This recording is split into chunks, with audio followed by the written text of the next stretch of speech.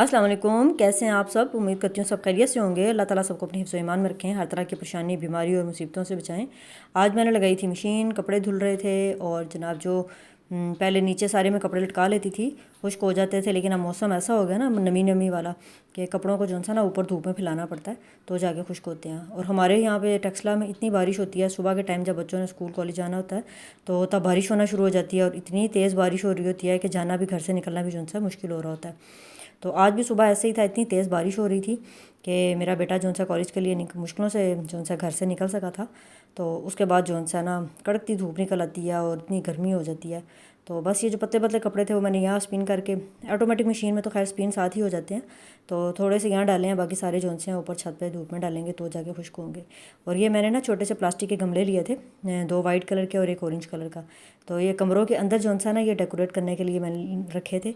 तो इसमें जो सा ना आजकल बरसात है तो बारिशें हो रही हैं, तो इसलिए मैंने ना मिनी प्लांट की कटिंग कर करके छोटे छोटे ऐसे बर्तनों में, चीज़ों में लगाई है। जब ये सेट हो जाएगी ना फिर मैं अंदर घर में, अंदर कमरों में, लाउंज में, मुख्तलिफ़ जगहों पे जो सा ना रख देती हूँ, तो ये बड़े खूबसूरत लगते हैं। तो अभी ये सही तरह से इसकी जो सी हैं ना टहनियाँ जो सी हैं काट के, जैसे कट करके आप लगाते हैं ना, साथ ही ये रूट्स बन जाती हैं इसकी और बड़ी अच्छी सेट हो जाती है। तो इसलिए मैं ना कोशिश करती हूँ बहार में और बरसात में जो है ना मनी प्लांट की कटिंग कर करके मुख्तलिफ़ जगहों पर लगाती हूँ, छोटे छोटे गमले और कप्स वगैरह में बना देती हूँ।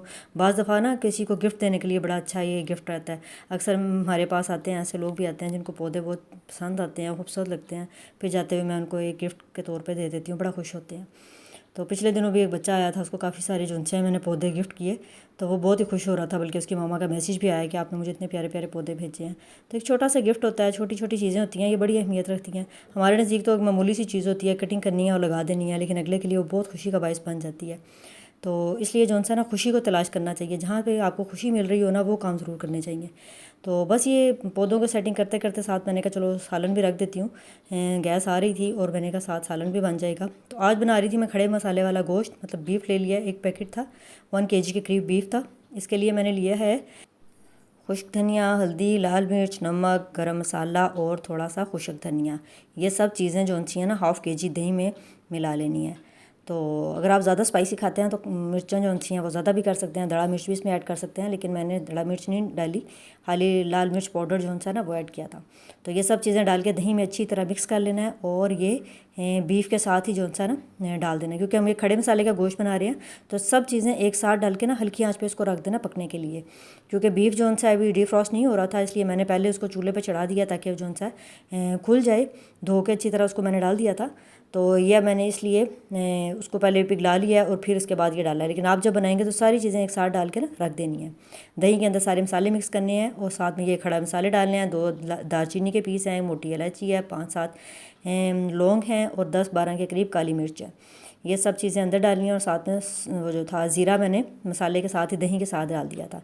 ये सब चीज़ें डाल के इसको पकने के लिए रख देना है। साथ में इसके मैंने 3-4 प्याज मोटे मोटे काटे और साथ में लहसुन अदरक का पेस्ट ये भी शामिल कर दिया था। तो ये बनाना इतना आसान है और इतने मज़े का बनता है, जितना बनाना आसान है ना उससे 3 गुना ज़्यादा ये मज़े का बनता है। तो ये प्याज जो से मोटे मोटे काट के वो डाल देने हैं, साथ लहसुन जो मैं फ्रीज़ करके रखती हूँ हमेशा, और ये साथ लहसुन अदरक का पेस्ट बना के रखती हूँ। मैं ऐसी चीज़ें ना जो मुश्किल थोड़ी सी होती हैं ना वो फारिग टाइम में बैठ के बना के रख लेती हूँ। तो इस तरह ज़िंदगी बड़ी आसान हो जाती है, खाना बनाना बहुत ही आसान हो जाता है। जब कोई अचानक आपके घर मेहमान आ जाता है ना तो तब तो फटाफट जो सा ना खाना बन जाता है। ज़ाहिर बात है मैं घर में लेडी अकेली ही हूँ, तो जो मेहमान होते हैं उनको भी कंपनी देनी होती है, साथ साथ खाना भी बनाना होता है, इसलिए मैं कोशिश करती हूँ मसाले वगैरह, लहसुन अदरक टमाटर हर चीज़ का पेस्ट बना के रख लूँ। ये देसी लहसुन है, मेरी अम्मी ने भेजा था, उनके खेतों से आया था। तो ये मैं छील के ना तो इसको डब्बी भर के फ्रीज़र में हमेशा रखती हूँ, इसको ख़त्म नहीं होने देती, क्योंकि लहसुन छिला हुआ हो ना ज़िंदगी बहुत ही आसान हो जाती है। लहसुन अदरक का पेस्ट बनाओ तो ऐसी चीज़ों से ना बहुत ही फटाफट जो ना आपका खाना बन जाता है। तो बस इसको हल्की आंच पर रख दिया था, 2 घंटे ये हल्की आंच पर पकता रहेगा। देखें गोश्त बिल्कुल गल चुका है, इतना मज़ेदार सा नरम सा गला है। और इसको आपने भून लेना है, इसमें ऑयल डालना है, क्योंकि दही डाला था ना, दही से काफ़ी उसका अपना भी घी सा बन जाता है। तो बस इसमें हल्का सा ऑयल डाल के इसको फ्राई कर लेना है। बस हमें जाना पड़ा, कुछ ज़रूरी काम था, घर से बाहर हम जा रहे थे, आज फिर वाक एंड जा रहे थे, क्योंकि वाक एंड जो इंसान है ऐसी जगह जहाँ से हर चीज़ आपको मिल जाती है। और हमें जब शॉपिंग वगैरह या कुछ ज़रूरी चीज़ें लेनी होती हैं तो हम वाक एंड जाते हैं। तो ग्रॉसरी करनी हो तो वाक एंड से आगे बस्ती एक जगह है, वहाँ पर जाना पड़ता है। तो बस बात हो रही थी अच्छाई की। जब आप किसी के साथ अच्छाई करते हैं ना तो अल्लाह ताला उसका अच्छाई का बदला ना बहुत अच्छे तरीके से देते हैं।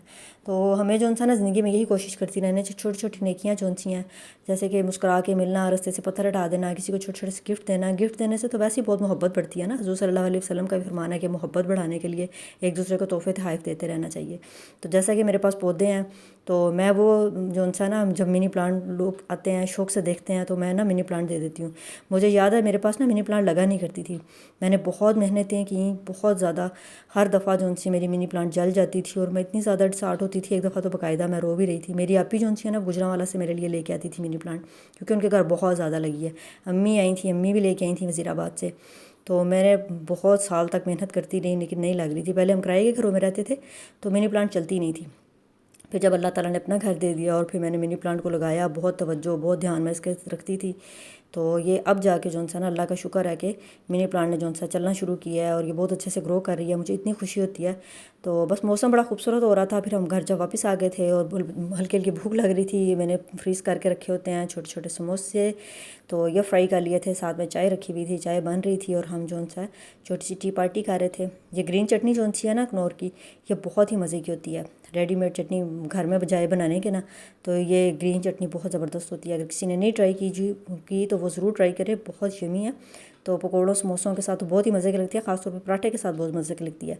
नाश्ते में अगर आपको कुछ भी खाने को दिल नहीं कर रहा ना तो पराठे के साथ अब ये ग्रीन चटनी खाएं, बहुत ही मज़ा आएगा। ये थी मेरी आज तक की छोटी सी वीडियो। अगर आपको पसंद आए लाइक करें, शेयर करें, सब्सक्राइब करें। मिलते हैं कल नई वीडियो के साथ। अपना बहुत सारा ख्याल रखें, दुआओं में याद रखें और हमेशा नेकी करते रहें, हर एक के साथ अच्छा सलूक करते रहें।